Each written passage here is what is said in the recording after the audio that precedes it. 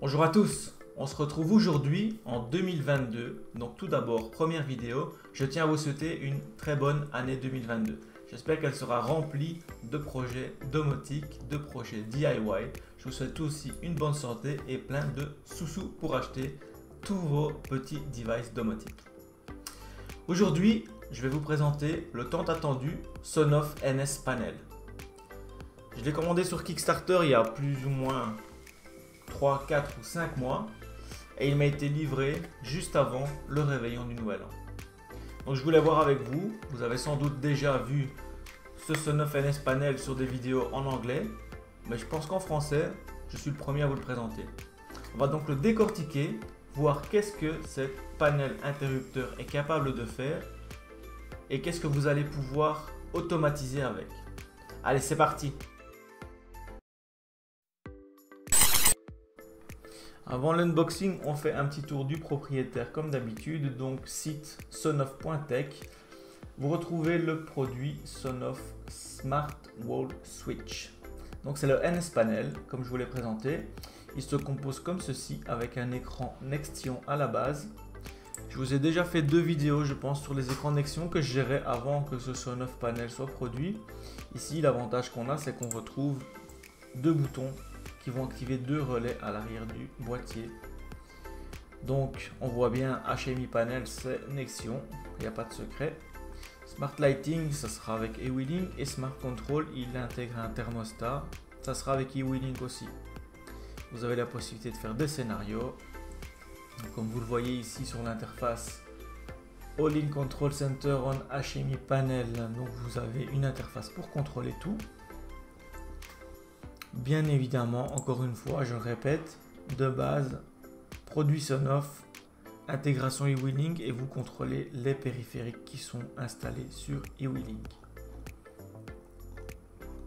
Je vous mets le lien dans la description, je vous laisse faire un petit tour pour voir les options qui se présentent à vous, les différentes interfaces.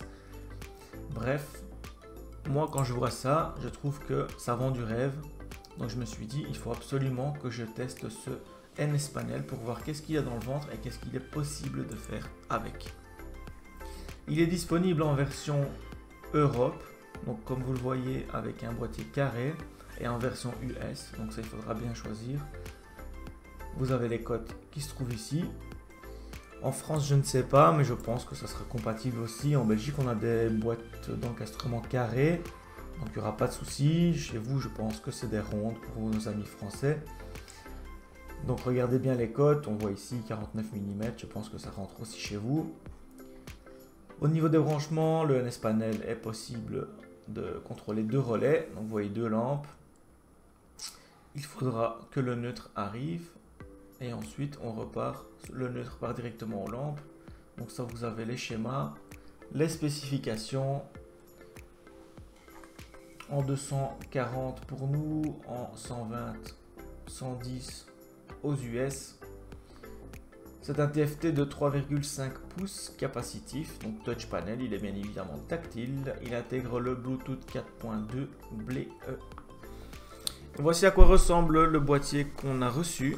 Donc le packaging standard, c'est assez sympa. Si on ouvre, que retrouve-t-on à l'intérieur?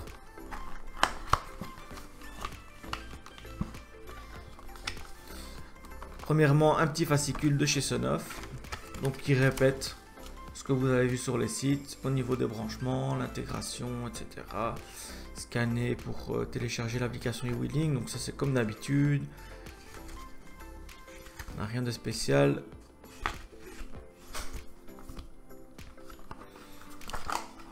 Le module en lui-même.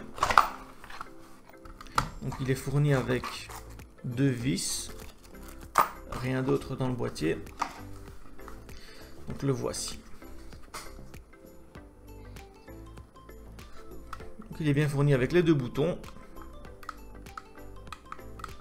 Ce qu'on peut observer, c'est que la qualité est assez bonne en fait. Au niveau de la finition, il n'y a vraiment rien à dire. Ça se tient, il n'y a rien qui clicote. Ok. Ce que j'ai apprécié en ouvrant, c'est que vous avez un système de protection ici sur le dessus. Et si vous faites coulisser, vous accédez au branchement. branchements qui seront reprotégés avec cette petite plaquette en plastique. Et on voit, ça d'habitude je vois pas souvent, mais ici on voit que les vis sont assez loin, donc on a une grande surface en plastique qui vous permet de brancher votre câble bien au fond et d'éviter d'avoir un câble dénudé qui se balade ici. Donc ça c'est assez bien, il est assez profond. Donc ça de ce côté là je suis assez satisfait. On le voit peut-être pas sur la caméra mais c'est assez profond, donc ça évite les courts-circuits, ça évite que les câbles dénudés se touchent. Après il vous suffira de remettre la languette en plastique. Les câbles sortent par l'arrière et là c'est plutôt pas mal. Donc au niveau finition, premières impressions, c'est super sympa. On se retrouve ici au niveau du branchement, donc j'ai branché juste un câble sur une prise. Donc comme je vous le disais, c'est dénudé mais on n'a pas accès. Donc peu de possibilités vu la profondeur que ça se touche. On a quelque chose d'assez propre je trouve au montage. Je vais maintenant plugger la prise.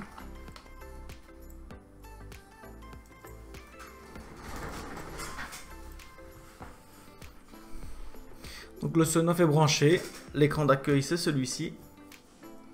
On voit pas très bien avec les reflets, mais au niveau de mon côté c'est vraiment stable. Vous voyez qu'il est connecté au Wi-Fi, puisque j'ai préalablement installé l'application eWheeling. Donc ça je vais vous montrer, c'est pas très compliqué. Donc au premier branchement du Sonoff, vous vous retrouvez avec ce petit écran qui tourne. C'est-à-dire qu'il est prêt à être appairé. Il nous dit Please add device with Bluetooth pairing in eWheeling app. So, téléchargez l'application eWheeling si ce n'est déjà fait. Vous la retrouvez en scannant sur la boîte ou directement dans le fascicule. Vous voyez que moi j'ai déjà 2-3 devices qui sont sur l'application. On va cliquer sur le plus. Et il nous disait de scanner ça par Bluetooth. Donc ici j'ai appairage Bluetooth. Je clique sur appairage Bluetooth. L'indicateur clignote correctement, oui, puisqu'il est en mode appairage. Cliquez sur suivant. Vous voyez qu'il me trouve directement CK 100148. Je clique sur connecter.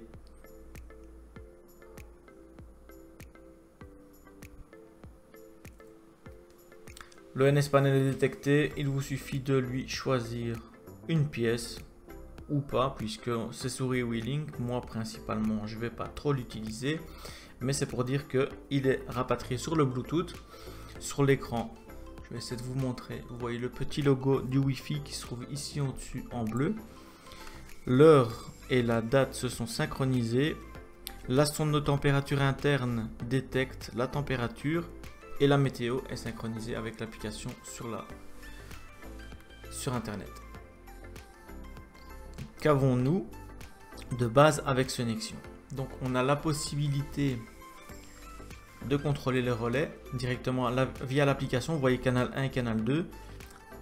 Je vais les activer, vous allez entendre le relais claquer. Et on voit en même temps les petits boutons qui deviennent bleus.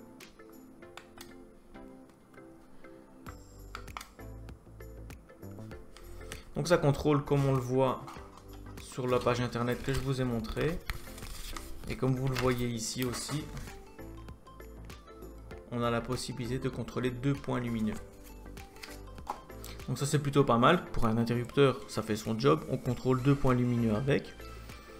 Possibilité de contrôler 2 points lumineux directement qui sont plugués en dur sur le NS panel. Mais possibilité aussi de faire des scénarios et d'avoir la possibilité que les boutons contrôlent directement des Sonoff Mini qui sont mis ailleurs. Donc par exemple ici sur mon application eWheeling, j'ai Sonoff Mini salle de bain. Donc je pourrais très bien mettre ce Sonoff panel dans mon bureau et contrôler la lumière de la salle de bain qui se trouve juste à côté avec, ou le mettre dans la salle de bain, mais là il n'y a plus trop d'intérêt, autant directement plugger les lampes directement dessus. Donc je vais vous montrer. On a la possibilité de contrôler les canaux, le thermostat qui sera compatible, des programmes. Donc si j'ajoute des programmes, on a la possibilité de contrôler avec l'heure, de programmer tout ça, une temporisation, cycle en boucle. je ne sais même pas ce que c'est. Donc c'est pour répéter en boucle toutes les X minutes le fait d'allumer ou d'éteindre. Donc avons-nous d'autres? Affecter un emplacement, partager, créer un groupe, contrôle sur le réseau local, bien évidemment. Donc on a d'autres choses si on veut changer l'unité de température. État de la mise sous tension, l'état des canaux. Paramètres de l'écran, modé d'économie d'énergie, emplacement, il va définir une ville.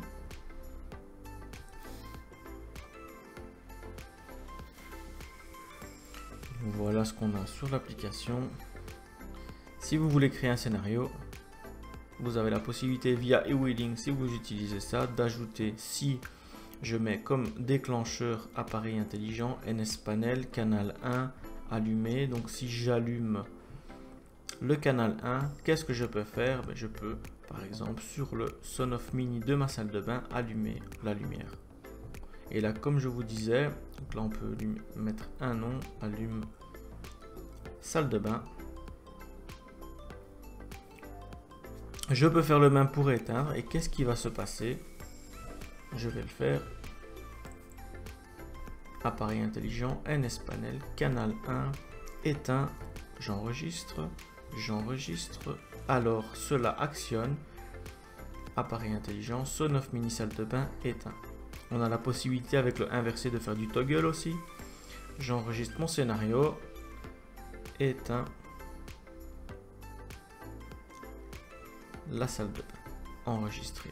Donc j'ai deux scénarios qui sont là. Allumer salle de bain, éteindre salle de bain. Qui réagissent sur le bouton du Sonoff et qui réagissent sur les relais.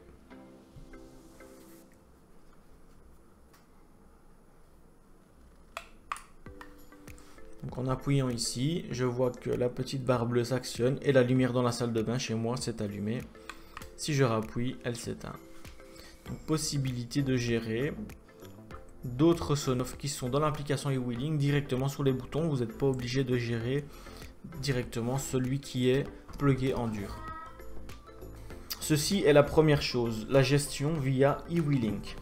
Ça c'est bien, c'est propriétaire, donc on a la possibilité de contrôler tout ce qui est géré avec eWheeling, que ce soit refroidir la pièce, allumer la nuit, etc. Donc tous vos devices Sonoff vont se retrouver là.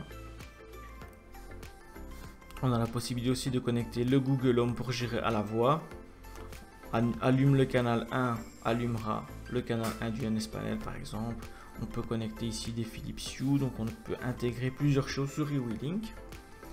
Ça sera la première phase qui vous permet de gérer ça sur l'application et en restant propriétaire chez Sonoff. Maintenant, moi, ce qui m'intéresse, c'est de pouvoir personnaliser ça et de gérer ça sur MQTT, de gérer ça avec ma domotique sur Home Assistant et pas de gérer ça avec eWheeling puisque je n'ai pratiquement rien sur eWheeling. J'ai juste un Sonoff Mini qui n'est pas flashé que je gère avec l'intégration eWheeling sur Home Assistant. Je pense que j'ai dit beaucoup de fois eWheeling dans cette vidéo. Bref, on va voir maintenant comment le flasher sous Tasmota et ESP Home. Je vous montre maintenant plus précisément sur cette caméra, puisqu'on voit beaucoup mieux que sur la webcam, la possibilité d'ajouter des widgets. Donc pour cela, vous vous rendez directement dans le Sonoff NSPanel, vous cliquez sur les trois petits points, vous avez une rubrique widget. Si vous cliquez sur ajouter, vous avez la possibilité d'ajouter des devices qui sont sur l'application eWheeling. Donc ici par exemple pour le Sonoff Mini salle de bain, si j'enregistre, vous voyez que le widget apparaît directement sur mon Sonoff NSPanel et j'ai la possibilité en cliquant dessus de gérer l'allumage et l'extinction. Donc vous voyez qu'il s'entoure de bleu une fois que c'est allumé et si je rappuie, ça s'éteint. Donc ça c'était la possibilité sympa de pouvoir gérer directement via le Sonoff NSPanel toutes les intégrations qui sont sur eWheeling. Donc ça c'était la possibilité sympa de pouvoir utiliser les widgets intégrés directement à l'application eWheeling. Tous vos devices, rubans LED, ampoules, etc. seront gérés directement là via le Sonoff NSPanel. Donc ça c'est le moyen de rassembler un petit peu et de centraliser via un panel de commandes l'intégration et les devices qui sont sur l'application. C'est assez sympa, ça reste un petit peu limité à mon goût, mais on sait déjà faire pas mal. J'ai un doute sur le fait que beaucoup d'entre vous utilisent l'application et centralisent leur domotique sur cette application, sauf si vous êtes en full Sonoff, où là, il n'y aura pas besoin de flasher. Mais si vous êtes un petit peu comme moi, bidouilleur, et que vous avez du ESP Home à côté, du MQTT, Home Assistant, JDOM, NextDOM ou autre, vous allez de toute façon vouloir passer par le flash. Et c'est maintenant qu'il va falloir faire un choix. Pour le flash, est-ce que vous allez vous diriger vers ESP Home ou vers Tasmota? Je vous mets les deux liens dans la description. Pour ESP Home, vous voyez, tout est là. On a toujours GND, RX, TX et 3,3 sur la carte du Sonoff. On voit tout ce qui est là. On a le fichier YAML pour ESP Home. Bref, tout est là. On est parti pour le démontage de la bébête. Donc préalablement, on retire le 220. Si vous avez un petit ergot en plastique, ça sera mieux pour éviter de défoncer au tournevis.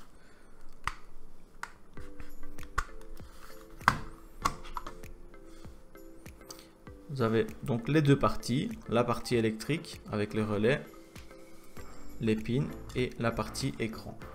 Donc ceci, on va le mettre de côté, on n'en a pas besoin pour le moment. Deux vis à enlever. Je remets à nouveau cette partie de côté en prenant soin de ne pas perdre les deux vis, et voilà comment se présente l'intérieur. 3.3 volts, module FTDI sur 3.3 volts, pas sur 5, je le répète, le TX, le RX et le GND.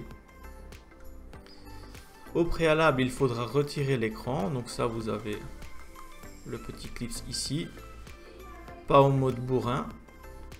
Je soulève la plaquette, je retire la nappe,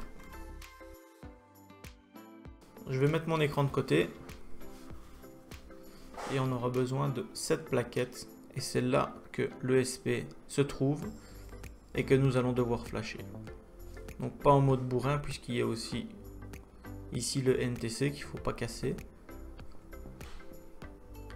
Donc vous êtes prêt à flasher. GND sur GND, 3.3 sur 3.3, TX du Sonoff sur RX de votre FTDI et RX du Sonoff sur le TX du FTDI. On va passer au branchement.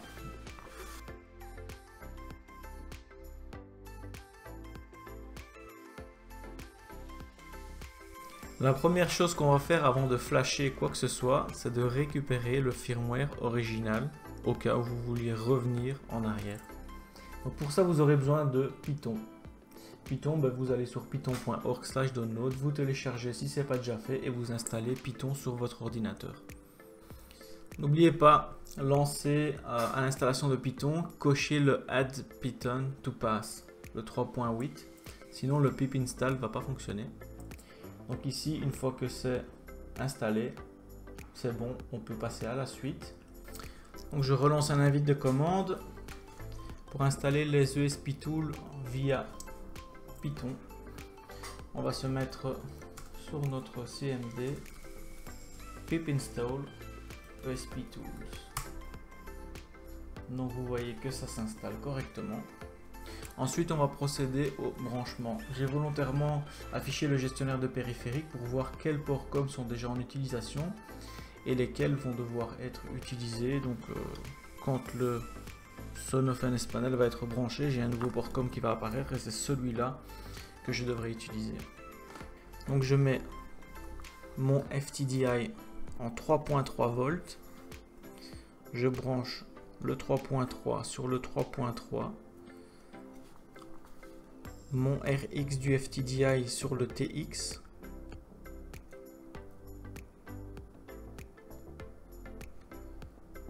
Le TX du FTDI sur le RX du Sonoff. Le ground sur le ground. Et pour le dernier câble, ce sera le IO0. Et lui, il va servir à mettre notre son-off relié à la masse en mode flash. Une fois les branchements effectués, on peut venir brancher l'USB. Donc je le rappelle, le IO0 qui se trouve ici, il vient sur le ground. Je vais le brancher comme ça, c'est un peu à l'arrache. Malheureusement, j'ai pas de câble du pont en Y, donc pour faire un contact, je vais le brancher comme ceci. Ensuite, je plug mon USB. On va procéder maintenant au backup du firmware original. Donc pour ça, vous allez taper la commande ESP tool.py flash ID flash_id. Là, on va déjà vérifier que le branchement est correct et qu'on va pouvoir procéder à la récupération.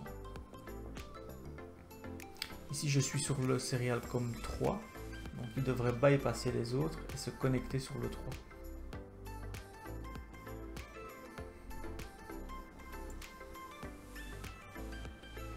On va maintenant procéder à la récupération du firmware original. Pour cela, on repasse sur notre commande ESP Tool, mais au lieu de Flash ID, nous allons taper read flash 0x0 pour lui donner les adresses 0x 4 1 2 3 4 5 0 nspanel.bin.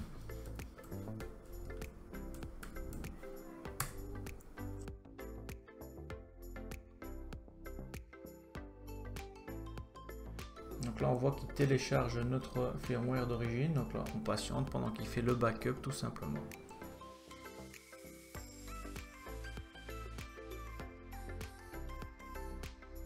Alors ici on vient de voir comment faire un backup du firmware originel. Vous prenez ce backup, vous le mettez bien de côté, on ne sait jamais si un jour vous revendez votre NSPanel, ce dont je doute. Mais si vous voulez tout simplement repasser sur l'application eWedding, etc., ça vous sera utile pour le reflasher. On va voir maintenant comment passer ce NSPanel sous ESP Home ou Tasmota. Je vais prendre ici Tasmota pour le test, mais je vous mets deux liens dans la description de ESP Home. Le fichier YAML est dispo, donc il vous suffit de l'injecter avec ESP Home pflasher comme d'habitude. C'est la même chose. J'ai pas mal de vidéos qui traitent du sujet, donc je vous laisse faire un petit tour sur la chaîne et je vous dis à tout de suite pour la suite.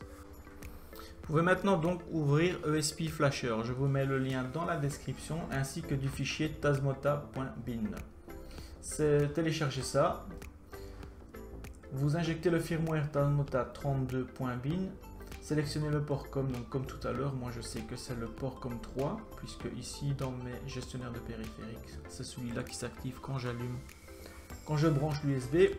Et là on est parti, il vous suffit maintenant de lancer le flash.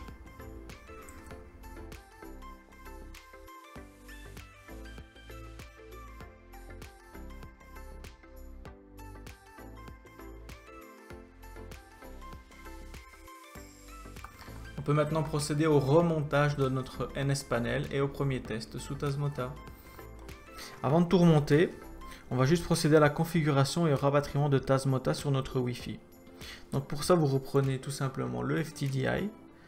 On va le mettre ici en 5 volts. Et pour les pins, la deuxième en partant du bas, ça sera le GND. Et la troisième, le 5 volts. Donc ici, maintenant que c'est alimenté, je vais juste repluguer mon câble USB pour l'alimentation. On prend notre smartphone et on attend de trouver le Tasmota. Si vous n'avez rien sur votre Wi-Fi, quand vous prenez votre smartphone et que vous scannez les réseaux, si vous n'avez rien, pas de Tasmota qui apparaît, en 5 volts, testez-le sur le 220 parce que moi j'avais ce souci. Et alors là, vous devriez avoir un réseau, Tasmota, quelque chose qui va apparaître. On le voit ici. Il suffit de vous connecter dessus, de rentrer l'adresse 192.168.4.1 et ensuite vous arrivez sur l'interface de Tasmota. Vous rentrez votre SSID, votre password du Wi-Fi et vous allez avoir votre Tasmota qui va être rapatrié sur votre réseau et prendre une IP sur votre réseau local. J'ai même mieux, une fois que je me suis connecté sur mon smartphone, sur mon hotspot Tasmota, j'arrive sur l'interface puisque mon smartphone le propose. Sinon, dans votre navigateur 192.168.4.1, vous allez arriver sur l'interface de configuration de Tasmota. Il va vous scanner et vous proposer les différents réseaux Wi-Fi qu'il trouve. Choisissez votre réseau local, rentrez votre password et ensuite cliquez sur connexion. Une fois qu'il sera connecté, il va normalement directement basculer sur l'adresse IP du Tasmota. Et dans tous les cas, il va vous l'afficher une fois que l'adresse IP sera reconnue. Donc vous pouvez y accéder via votre PC, il n'y a aucun souci pour procéder à la suite de la configuration. Une fois sur l'adresse IP de votre Tasmota, vous arrivez donc sur la page de configuration. Je vous mets le lien dans la description pour le template. Il faudra copier ce template pour le NSPanel. Donc je copie cette ligne, me rendre dans configuration, sur configure order, et là vous voyez que vous pouvez injecter le template. On va faire un CTRL A, CTRL V, le template là on l'active. Device name, je vais lui mettre un autre nom, NSPanel par exemple.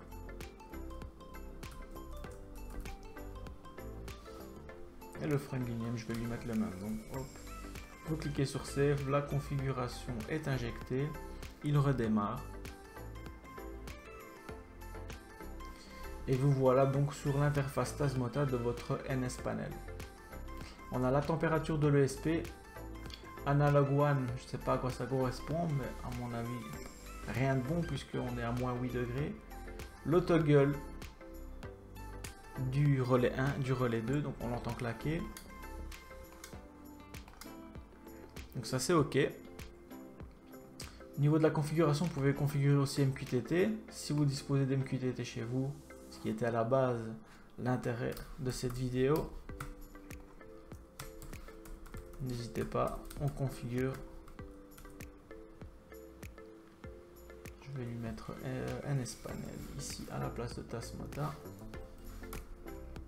Save. Il nous fait encore un petit reboot.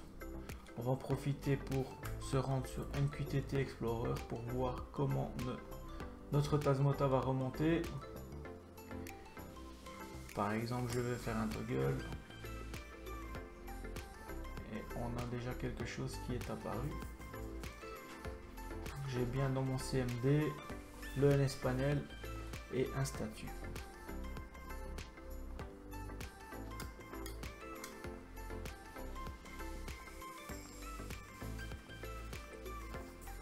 La configuration, le sensor, la possibilité de récupérer aussi via MQTT la température de notre ESP. On va procéder à une autre vérification, configuration, et là vous allez sélectionner la configuration du module et vérifier que c'est bien votre NSPanel qui est coché. Ici c'est le cas, je clique sur Save. Troisième lien dans la description, on va sauvegarder la configuration de notre NSPanel et on va lui injecter tout simplement une configuration. Donc je vais sélectionner cette configuration, Raw, enregistrer le lien sous. Donc je vais configurer ce NSPanel, fichier.be, donc je peux le mettre ici dans les documents par exemple, ce qui va nous permettre de l'injecter sur le NSPanel dans Tasmota. J'y retourne. Console, Manage File System, et là vous allez choisir ce que vous venez d'enregistrer.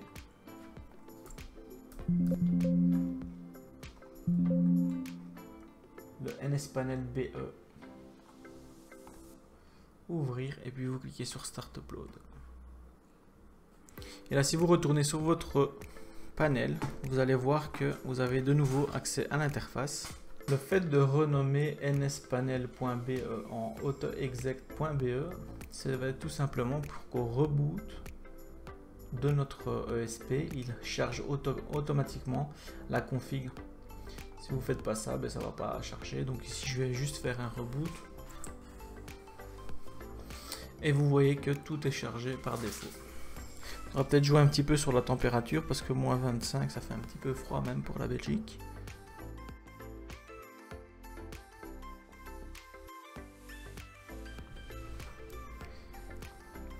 Vous avez un nouvel écran qui vient d'apparaître et votre NSPanel est maintenant configuré et sous Tasmota. Vous pouvez maintenant le gérer sur MQTT. Ce flash étant réalisé, moi je vais un petit peu m'amuser avec ça et voir ce qu'on peut en tirer. Voilà qui clôture la procédure de flash. On a vu dans cette vidéo comment faire un backup du firmware d'origine, comment flasher sous Tasmota. On aurait pu flasher sous ESP Home. Je vous mets tous les liens dans la description. Si vous n'avez pas de FTDI, pas de souci, ce sera dans la description aussi, un petit lien affilié. Et moi je vous dis à bientôt pour la suite de cette vidéo, pour voir qu'est-ce qu'on peut faire, comment gérer ce NSPanel avec MQTT, ce qu'on peut gérer justement avec MQTT comme information, ce qu'on va pouvoir lui balancer comme action, comment intégrer ça avec Node-RED, etc., etc. Pour ça, je dois encore un petit peu creuser, mais je vous dis à très bientôt. Si c'est le cas, comme d'habitude, n'hésitez pas à lâcher moi un gros pouce bleu et partager au maximum ma chaîne. Abonnez-vous si ce n'est pas encore fait et activez la cloche pour être notifié en cas de nouvelles vidéos.